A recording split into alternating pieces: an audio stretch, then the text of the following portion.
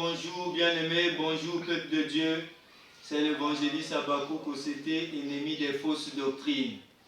Comme je vous le dis souvent, ma mission est de ramener l'Église vers sa stature parfaite de Christ. J'ai reçu cette mission d'orienter qu'il y a un pays que coule le lin et le miel, le figure de style que Jésus a donné dans la Bible. Voilà pourquoi aujourd'hui je voulais vous parler des principes d'un adorateur. Sachez-le bien que l'adorateur a des principes parce que la Bible demande des vrais adorateurs. La Bible a besoin des vrais adorateurs. Et ce sont là les adorateurs que le Père demande. Alors, qu'elle veut dire l'adoration? L'adoration, c'est s'incliner son esprit devant l'Éternel avec crainte pour rendre hommage et honneur à sa personnalité.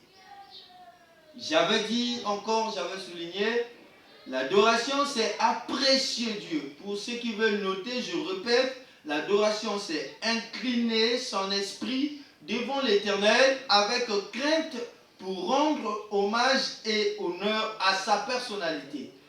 J'avais souligné aussi que l'adoration c'est apprécier Dieu dans toutes ses dimensions, sa grandeur, sa longueur, sa largeur, sa hauteur, et au travers de ses qualités, au travers de ce qu'il est. J'avais encore souligné que l'adoration, c'est dire ce que Dieu est. C'est comme on fait la différence entre la louange et l'adoration. La louange, c'est dire ce que Dieu fait, alors que l'adoration, c'est dire ce que Dieu est réellement, sa grandeur. Honorer et proclamer Dieu en fait. L'adoration, c'est ça. Et quand tu proclames, c'est là que tu fais descendre des merveilles de Dieu. Voilà pourquoi je vous disais toujours que l'adoration, Dieu a besoin d'un adorateur parce que l'heure vient, elle est déjà venue. Où les vrais adorateurs adoreront le Père en esprit et en vérité. L'adoration, c'est apprécier l'amour de Dieu, apprécier l'amour que Jésus a donné même son corps pour toi. L'adoration, c'est vraiment réclamer son amour envers toi. L'adoration, c'est quelque chose de prioritaire d'abord pour les chrétiens nés de Dieu. Voilà pourquoi je n'ai pas besoin que tu m'aimes pour que je t'aime. Non, quand je t'aime, j'imagine juste l'amour que Jésus a pour moi. Il a donné même son corps. Il y a eu même un jour que j'ai dit, Dieu, tu es ma mère. Mes frères m'ont demandé, oh, mais Dieu n'est pas une femme. Dieu est un homme. Dieu n'a pas de sexe. Alors je l'ai dit, quand je dis Dieu, tu es ma mère, j'imagine l'amour d'une mère pour son enfant. Quand la maman donne même sa vie, quand la maman se donne même la mort pour son enfant, c'est là que vraiment, peuple de Dieu, l'amour de cette mère-là, Jésus a dit que je serai avec vous jusqu'à la fin du monde. Alors, la maman peut t'abandonner, la maman peut te laisser, la maman peut mourir. Il peut te promettre que je serai avec toi, mais il peut mourir aussi. Elle peut mourir. Ton papa peut mourir. Mais Dieu sera avec toi. Voilà pourquoi quand il partait, il a dit aux disciples, je serai avec vous jusqu'à la fin du monde. Voilà cet amour que Dieu, même quand tu es dans les difficultés, Dieu est là. Quand tu es dans les souffrances, Dieu est là. Quand tu souffres, Dieu est là. Quand ton ministère ne marche pas, Dieu est là, cher homme de Dieu. Souvent nous prêchons la main de Dieu. Souvent nous prêchons la puissance de Dieu. Mais nous ne prêchons pas le cœur de Dieu. Car ce n'est pas la main de Dieu qui révèle les profondeurs, mais c'est le cœur de Dieu qui révèle les profondeurs. Parmi les disciples, il y avait un disciple nommé Jean qui dormait sous la poitrine de Jésus. Malgré que les clés de l'église on a donné à Pierre, mais les grandes révélations de la Bible, c'est Jean qui l'a reçu. Voilà pourquoi quand Jean était dans l'île de Patmos, il fallait que Jean écrive ces choses de l'Apocalypse. Parce que c'est lui qui avait la grande responsabilité de révéler les grandes révélation. Parce que lui, il avait le cœur de Dieu. Pierre avait reçu les clés, mais lui, il avait reçu les révélations de l'Église dans la Bible. Voilà pourquoi je voulais souligner le premier principe d'un adorateur, c'est la connaissance de celui que tu adores. Il faut connaître celui que tu adores. Alors pourquoi on a essayé de souligner les versets dans Jean 17, verset 6, que Jésus dit, j'ai fait connaître ton nom aux hommes que tu m'as donné du milieu du monde. Dans le verset 26 du même chapitre, il le répète. Je leur ai fait connaître ton nom. Paul le dit dans Colossiens 1, le verset 9. C'est pour cela que nous aussi, depuis le jour où nous avons été informés, nous ne cessons de prier Dieu pour vous et de demander que vous soyez remplis de connaissances de sa volonté en toute sagesse et toute intelligence spirituelle. Parce que nul ne peut adorer l'inconnu. Tu dois le connaître.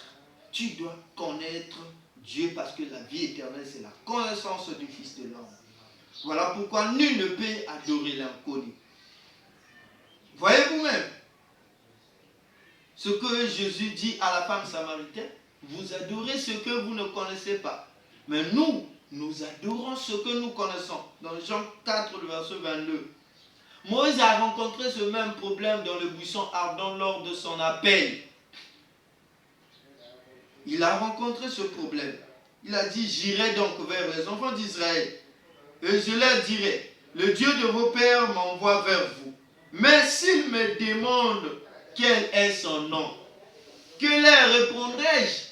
Parce que il fallait que Moïse connaisse d'abord ce Dieu-là, parce que Moïse a grandi selon les coutumes des Égyptiens. Donc il fallait qu'il puisse le connaître correctement avant de l'annoncer. Donc n'annoncez pas l'évangile avant de connaître. Ne prêchez pas l'évangile d'incertitude, parce que Dieu, notre ministère ne consiste pas sur les erreurs, ni sur les vains discours. Mais nous disons ce que nous avons entendu, ce que nous sommes convaincus de l'évangile. Nous ne racontons pas les choses vaines. Nous ne sommes pas ceux qui racontent des choses éphémères. Nous racontons des choses avec conviction, cher peuple de Dieu. Voilà pourquoi je vous disais que Moïse a dit, voilà, quand Dieu lui a répondu dans le buisson ardent, il dit, voici comment tu répondras aux enfants d'Israël. Celui qui s'appelle Je suis m'a envoyé vers vous. Je suis, c'est le Dieu qui est toujours présent. Quand tu es malade, il est présent. Quand tu pries, il est présent. Dans ta sécheresse, il est présent. Dans les moments de richesse, il est présent. Il est toujours celui qui agit au présent. Il est celui qui se manifeste au présent. Voilà pourquoi il y a une tautologie d'une chose qui s'est passée dans la Bible.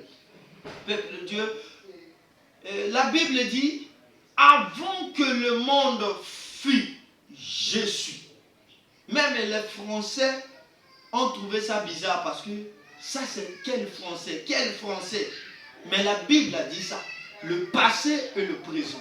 Il a dit, avant que le monde fût, je suis. Parce que Dieu est toujours présent. Dans le temps de la création, il est présent. Dans le temps des enfants d'Israël, il est présent. Au temps de Noé, il est présent. Au temps de Sodome et Gomorrhe, il est présent. Il est toujours présent. Au temps de Salomon, il est présent. Au temps de David, il est présent. Au temps des prophètes, il était présent. Il est toujours présent. Même au temps des disciples, il est présent. Dans notre temps, il est présent. Voilà pourquoi quand il se présente comme Jésus, comme Fils, il dit, je suis le pain de vie. Je suis l'alpha et l'oméga. Je suis la manne cachée. Je suis le bon berger. Je suis la porte du ciel. Je suis la porte des brebis. Donc, je suis. Il a dit, je suis même le commencement. Je suis la fin. Je suis l'alpha. Je suis l'oméga. Je suis, parce que tu dois connaître celui-là. C'est un Dieu qui agit toujours au présent. Voilà pourquoi Moïse a insisté à ce qu'il puisse connaître d'abord ce Dieu avant de l'annoncer au peuple.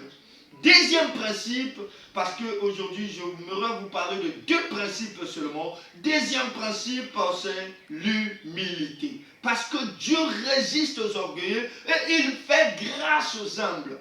Il fait grâce aux humbles. Il résiste aux orgueilleux. Voilà pourquoi la Bible dit que Dieu n'écoute pas la prière des orgueilleux.